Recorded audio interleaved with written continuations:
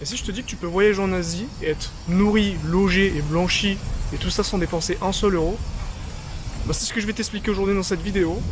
Et crois-moi que c'est une petite astuce que pas beaucoup de voyageurs connaissent, et pourtant ça change vraiment tout. Je t'explique tout ça.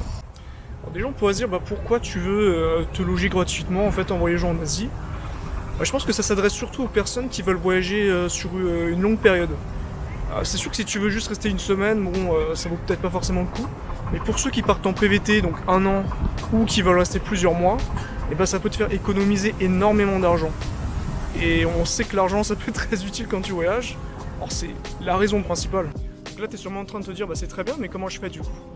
Mais en fait c'est très simple. C'est deux plateformes, Workaway et Worldpackers, qui sont deux plateformes que tu peux utiliser via ton ordinateur, ou tu peux même télécharger l'application mobile, ce que moi je fais personnellement, qui vont connecter des hôtes avec des voyageurs.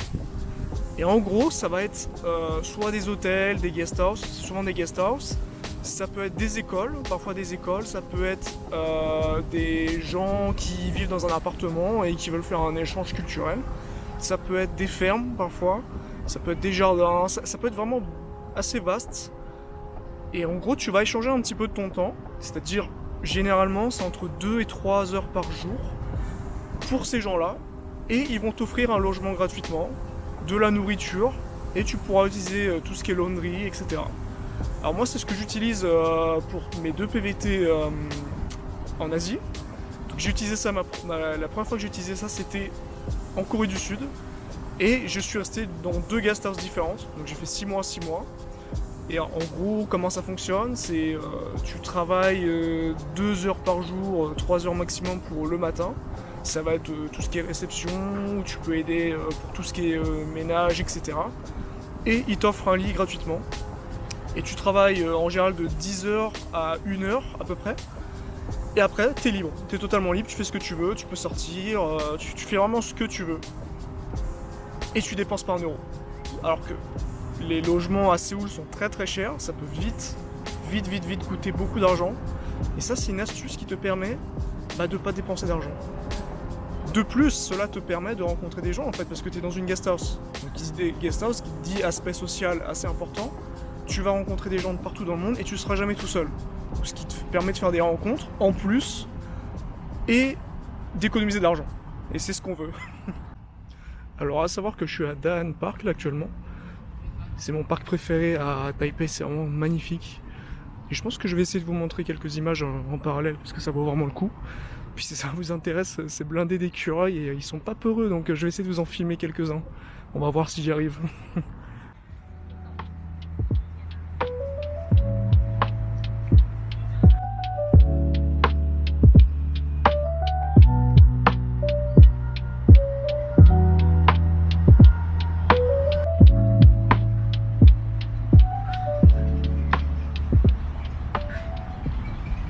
Comment ça fonctionne concrètement? En fait c'est simple, tu crées ton profil directement sur cette application là, et en fait tu vas un peu faire comme c'est un peu comme un réseau social. Tu vas mettre ta photo de profil, tu vas mettre une petite description, ce que tu aimes dans la vie, pourquoi tu es là, qu'est-ce que tu recherches. Et ensuite tu vas directement rechercher par pays en fonction du pays que tu veux. Si tu veux aller au Vietnam, tu mets le Vietnam. Si tu veux aller au Japon, tu vas mettre le Japon, et tu auras une liste et puis tu peux choisir ce qui te convient le mieux.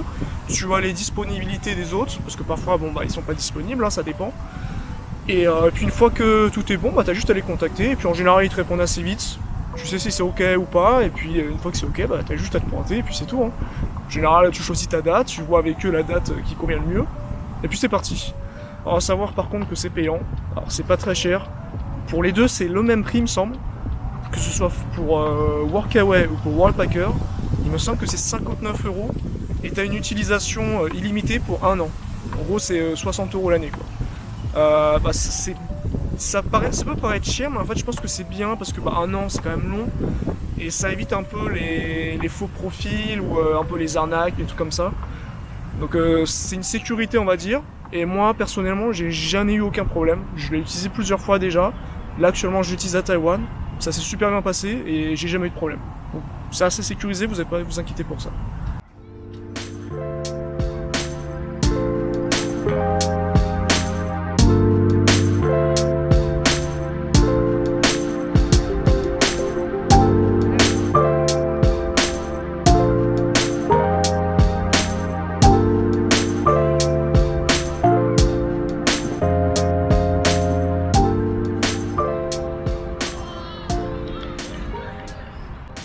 comme j'ai dit plus tôt, moi j'ai fait déjà 2 workaway en Corée du Sud, à Séoul.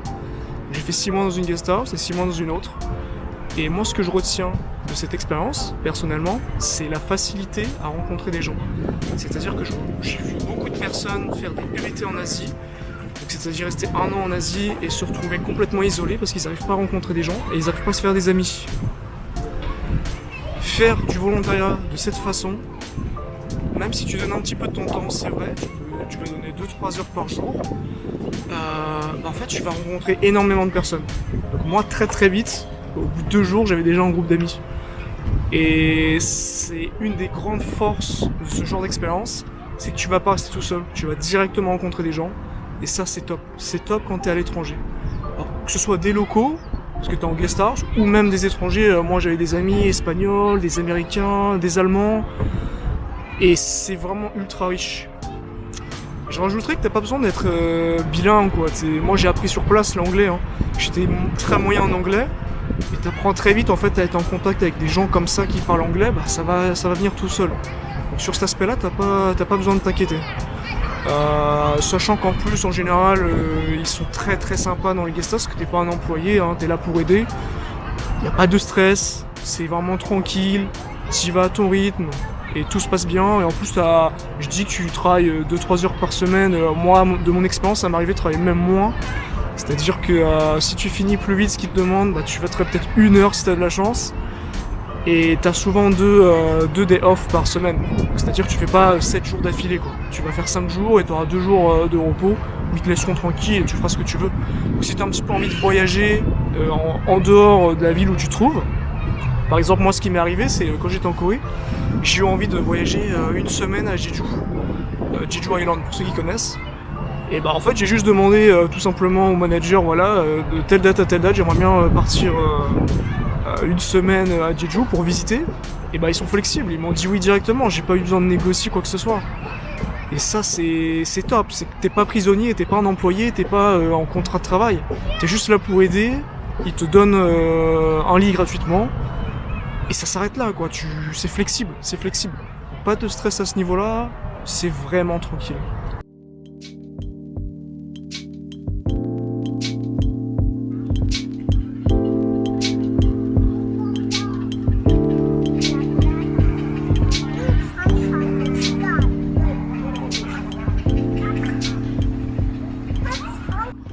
Vous avez vu à Dan Park, il y a beaucoup d'espèces d'oiseaux différentes. Et je crois qu'il y en a même certaines qui sont protégées. Mais ce qui est sûr, c'est qu'il y en a beaucoup, je les ai jamais vus de ma vie. C'est la première fois que je les vois.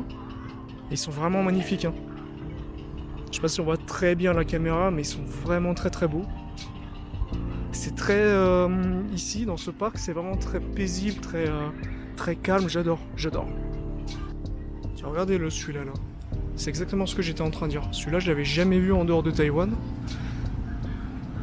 Il est magnifique. Je vais essayer de m'approcher un petit peu plus près, mais je suis pas sûr qu'il me laisse faire. On va voir.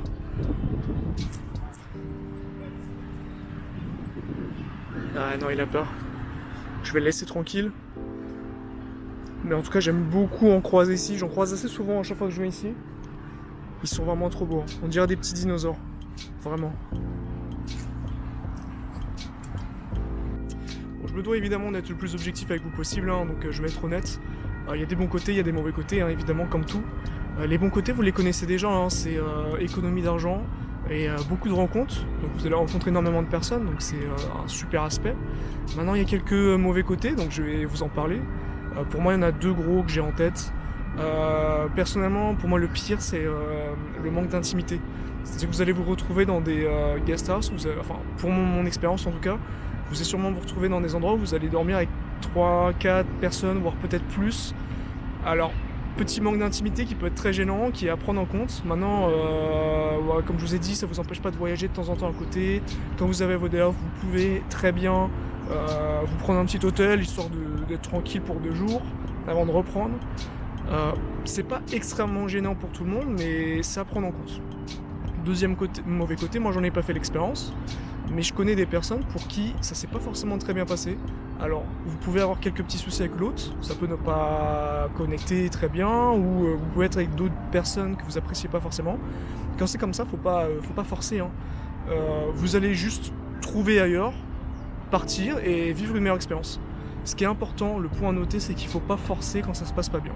C'est important et ça, c'est à prendre en compte. Et voilà, ça fait un petit moment que je suis à la recherche d'un écureuil là. Je me balade que pour ça. Et j'en ai enfin trouvé un. Je vais vous montrer. Ah, en train de se battre avec un oiseau. Ah, il est juste là. Je sais pas si vous le voyez. Et mec. Regardez-le sérieusement.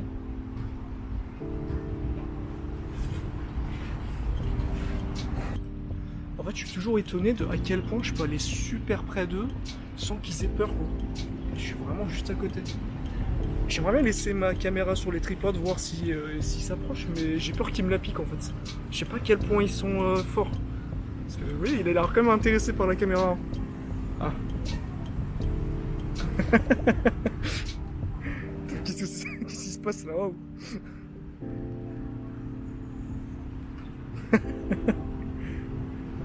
Putain, mais ils sont littéralement en train de se battre là. Il y a baston là. C'est des ouf.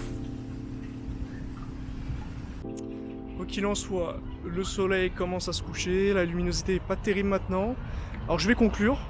Pour conclure, c'est très simple, hein. Si vous êtes dans une configuration où vous voulez économiser un max d'argent et que vous comptez rester sur une longue période ou même une courte période en Asie, je vous invite à tenter l'expérience. Ça vous engage à rien. Si ça vous plaît pas, bah vous laissez tomber, hein, puis tant pis. Si ça vous plaît, bah encore mieux, vous allez kiffer, moi je vous le dis. Et je vais faire un article un peu plus détaillé sur mon blog, donc je mettrai le lien en description. Si vous voulez y jeter un œil, allez-y, c'est gratuit. Et je vous invite à vous abonner, lâcher un like et peut-être mettre un commentaire si ça vous intéresse. Quoi qu'il en soit, on n'est pas encore beaucoup sur la chaîne, on n'est que 6 abonnés et je crois qu'on a fait que 20 vues sur la dernière vidéo.